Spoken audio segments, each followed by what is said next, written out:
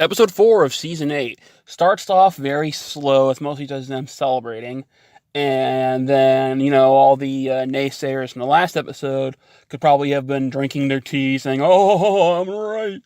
But then it gets to, they say their goodbyes. It's like, if it goes the way everybody's thinking, we're not going to see the Winterfell cast anymore. So you said their goodbyes to them, and we got to say goodbye to the tall guy, Ghost, and two Stark, and Sansa. Arya and the Hound go off. They get to be together again. They go on their missions that they think they won't come back from. It's kind of a little callback to the earlier seasons. Nice to see that they're working things out. It was sad to see Ghost being abandoned. And, of course, everybody's talking about the stupid coffee mug mistake.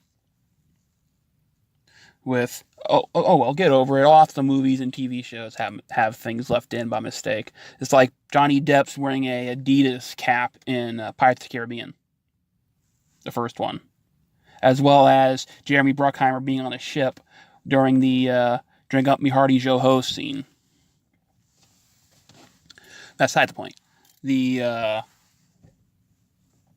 Then when they finally do go south, and it looks like it's going to be, something simple, it ends up being showing what the strength of the Golden Army and the Iron Islands really is.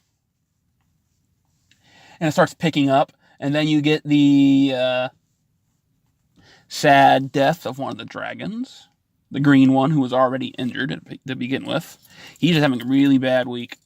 First he gets almost destroyed by zombies, and then he gets murdered.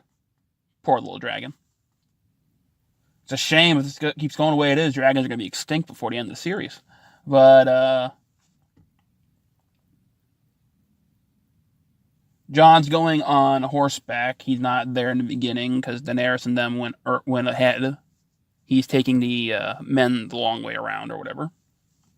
And the guy fires on the ships, and all their ships get sunk. And the girl, the Google girl, the girl who translates everything for Daenerys, is captured. And I thought that, what's her fate? Jaime's sister was going to push her off, and that's how she was going to die. But no, it was a shocker. She got her head cut off. I thought she was going to be pushed down. And I thought she was going to have them fire on Tyrion anyways after pushing her. But nope, I was shocked by those two events. And I liked the episode, even though, as I said, it felt like kind of a calm after the storm. And then the storm picked back up again. So now let's go for the recap. Because, hey, why not? Obviously, the show started and the songs played. You get to see the deaths, all the dead characters on their pyres. They're going to be they're going to be burned. They're going to be burned because you don't want to keep them alive. You don't want to keep their bodies around so walkers can come back. And Sansa does a nice thing and puts a little Stark thing on Theon because he was technically raised of them, and he did turn, but he did return to help save them. Jon gives a nice speech about how they'll never be forgotten. You get to see all the dead people. They're all stacked up on the pyres. You get to see that Ghost did survive. And then Jon gives a speech about how they'll never be forgotten, how their sacrifices help save the world. And you get to see more of the bodies. And then they all go up and all the main characters go up and put the lighter on the pyres. And you get to see the people that, died saving them or got killed, like Sam. And then Daenerys and Jon give each other dirty looks, and they light the fire. Then there's a party to celebrate their victory. Young Baratheon is looking for Arya. He's talking with the Mountain, and the Mountain says, you don't need to thank her. It's not about that. Of course it's about that. He's talking about sex, obviously. So he gets up and he goes to look for Arya. But Daenerys stops him, and she asks him who he is. Yeah, my father was King Baratheon, but I didn't know about till way after he was dead. I'm just a bastard. You're not anymore. You're the new king of Baratheon land. And everybody cheers and smiles, and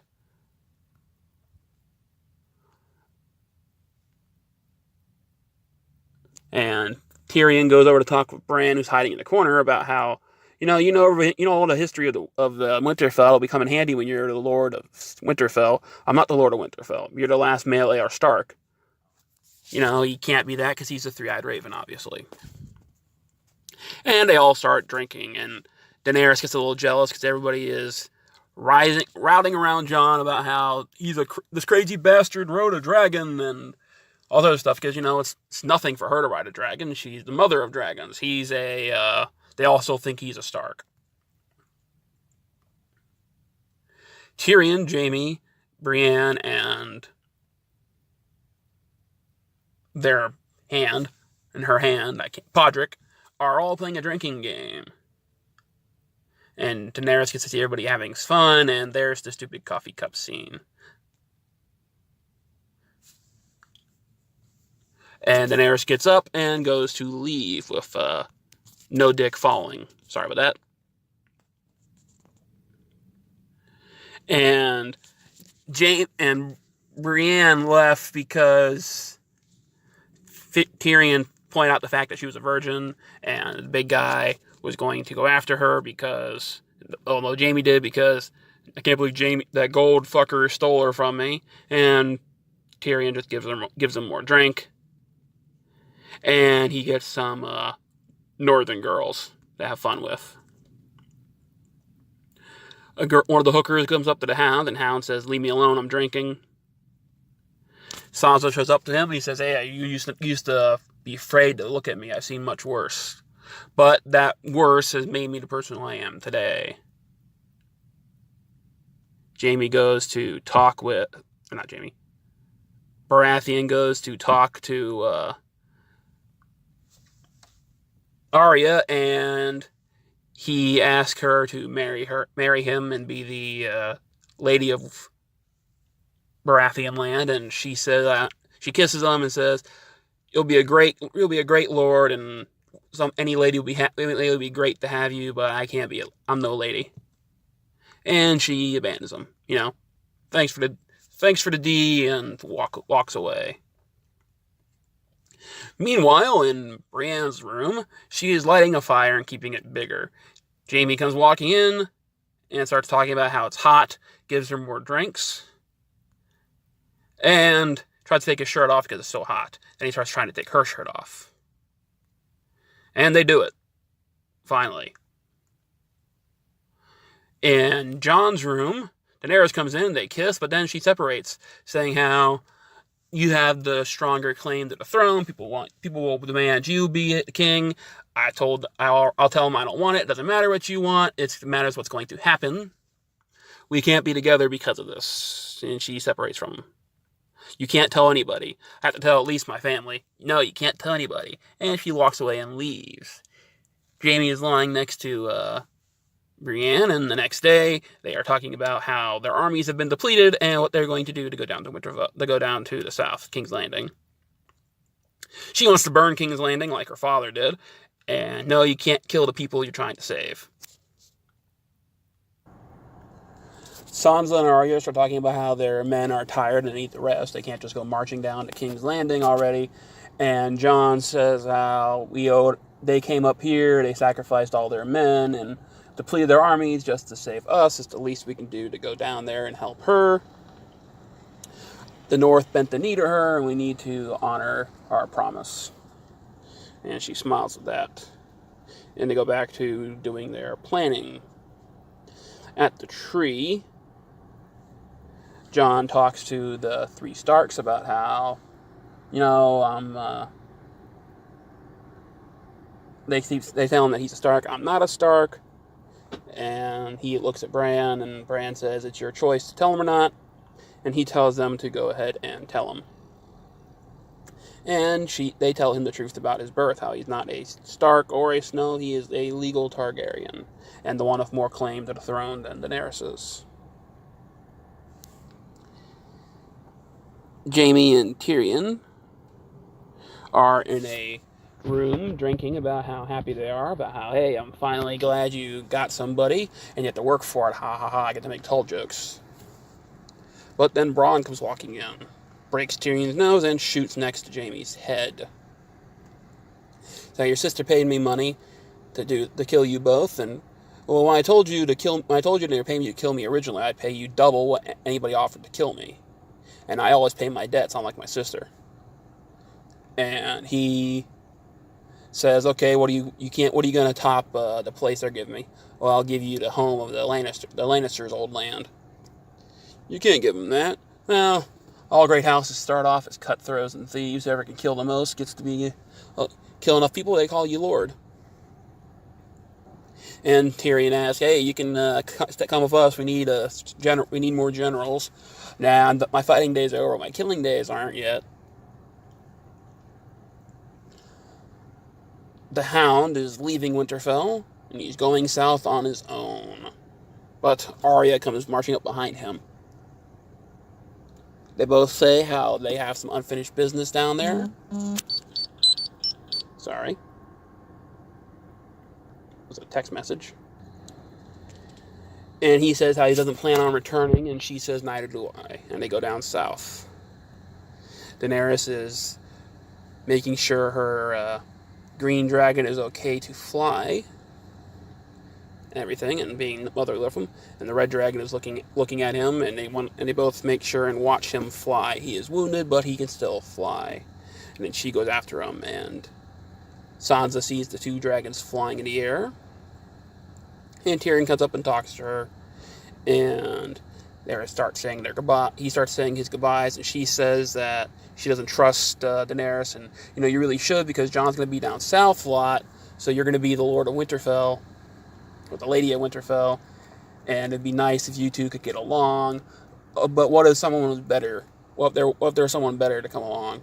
And she tells him the truth about Jon's birth, even though she was sworn not to. Jon says goodbye to Sam and the Giant. Tells the Giant, because the Giant says he's taking his people back north so they could be free because they're wildlings. And he says, can you take Ghost with you and keep him safe because he'll be happier out there. Ghost goes, because Jon's abandoning him, basically. He comes and says goodbye to Sam and his girlfriend, and Sam knocked her up. She's pregnant. And he hugs Sam goodbye. But he doesn't go over and pet Ghost. He should have at least walked over and pet Ghost. That's one thing I will say Game of Thrones did wrong. Worse than the coffee, he did not go over and pet Ghost goodbye. And they get on their horses and walk away, and then you say goodbye to these 3 characters probably for the rest of the series. Or 4 characters because of Ghost. Then you have the ships. They're smiling at each other. Looks like it's going to be just another, not a happy ending, but nothing really else is going to happen. It's just going to be they get there. Tyrion is talking to Nodick, and he says, how many people know? About 8, counting us. Well, then that's not a secret. That's just information. The 2 dragons are flying. It looks like it's all going to be a happy ending. And then suddenly, Green Dragon is shot in the chest with a bolt. And then he's shot again, and then one through his mouth or his neck, and he falls to the water and dies. And I thought it might be maybe a PTSD dream of Daenerys or something, and it was just going to be oh, nope, wake up, we're here, the dragons are fine. But nope, you get to see the Iron Islands boats, and she goes flying after him angrily. There's the leader of the Iron Islands, and he goes to shoot the drag at Daenerys, but he then turns the guns at the ships and starts firing because Daenerys flies away to save the dragon. The ships get torn apart and destroyed, and all the people have to jump ship. They make it to land, but Google is missing, and Worm is looking for her. He can't find her. He goes swimming back onto the ocean looking for her, and meanwhile, Cersei is letting all the 99% people into the area, the poor, and, well, what's she gonna do? Barbecue the innocent? She's using him as a shield. They think they're using her as a good thing, but she's just using him. And she tells them that the Iron Islands guy that she's pregnant, and I'll rule the land, you'll rule the sea, and our child will rule both. The other guy goes along with it, saying how, yeah, she is pregnant, but yeah, it's Jaime's kid, we all know that. And she says, so much for the breaker. James walks by, and Google Lady is there. She has been kidnapped. No Dick starts telling Daenerys how, I always said I would never tell you a lie, and yeah, your plan isn't very good. And Tyrion joins in on it. Grey Worm just looks at her.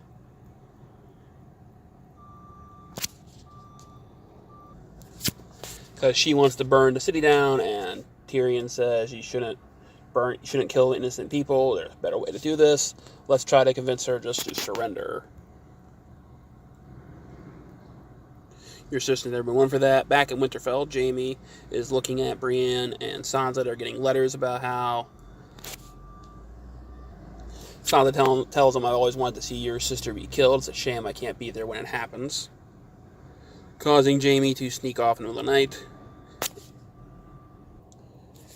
But Brienne stops him and says, you're a good person, you don't have to do this, you're better than your sister. And he says, no, I'm not. No matter what, everything leads back to her, and I am evil. I've killed people for her, I've tortured people for her, I have pushed a child out the window for her, everything he's done, and he leaves her. She cries, falls to pieces. The main group of people who are at King's Landing at the moment all come together at a meeting type thing, and the two hands go to talk to each other, to try to talk terms before a war happens. Tyrion is Daenerys' hand, and the old guy is Cersei's hand.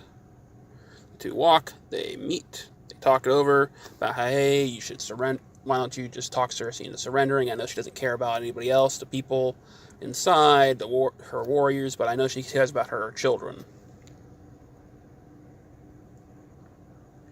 And he figures he's not going to talk with him anymore because it's pointless, and he goes past him, and he walks up to Cersei, who all the archers pull their arrows and pointing at him. I figured he's going to be killed right here and then after he did his little speech. But thankfully he wasn't. He talks to Cersei about how, I know you love your children, even though you don't give a shit about anything else in the world. Why don't you just surrender? Your reign is over. And she doesn't tell the people to kill him. She puts the hand down and lets him speak to her that way. She gets emotional when he starts talking about how you're not a good person. I know this, but I've seen good in you. When you're around your children, you are a loving mother. And she brings up emotion with her. And they tell Google that if you have any last words, now's the time to say it.